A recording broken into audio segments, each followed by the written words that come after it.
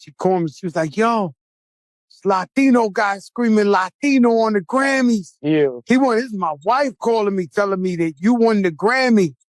So you win the Grammy. What's so important about you saying, yo, Kendrick put a Latino on? I just want the homies to understand it. He gave me a platform, and it's been something that's so hard to do in Los Angeles to, break into the rap game as a Latino.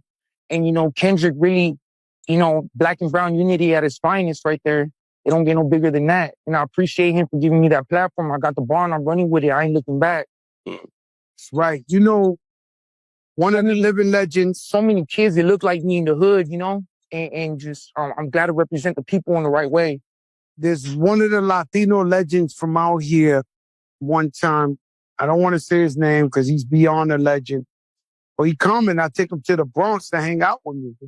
We in the Bronx. So it's very different. But this is what I want to talk to you about so people can visualize and understand what's going on. Very different in the West Coast, unfortunately, between the Latinos and blacks. Like in New York, everybody's a mixed baby. Everybody's black and Puerto Rican. And so he comes with us and I'm just showing him a good time. We at Jimmy's Bronx Cafe and he asks me, yo, you fuck with the black people? And I looked at him like, yeah, cause I might as well be black. I don't know how to explain it to you any other way. So I looked at him, I said, yo, what you mean? He said, out west, we don't fuck with the black dude. I said, well, I can't fuck with you no more, my man. Cause that's not what we on here. Yeah. Right? And I didn't even understand. That's Jojo time or some shit like that. I think I know who you're talking about. Well, it don't matter. Yeah, he's a legend. But he told me, yo, we don't fuck with the black dudes. I said, well, I can't fuck with you. That was the last time I ever rocked with him, even though he is a legend and he's a pioneer and somebody who started it. But that's when I started to realize that there's parts of the country that Latinos and blacks ain't connected like that. Yeah. And so that's what you meant when you went up there. You said, yo, this brother gave me a chance. Let's unify. Yeah. Stronger together. And you ain't going to get nowhere in rap if you ain't cool with no blacks. It's their culture, and they allow me to, make money off this. And more homies are following in my footsteps, And I appreciate everything Kendrick Lamar did for me. He changed my life. I always said that the biggest rapper on earth is going to be a Mexican rapper if he finds a way to let... I always tell you that, Steve. Steve Lobel's here.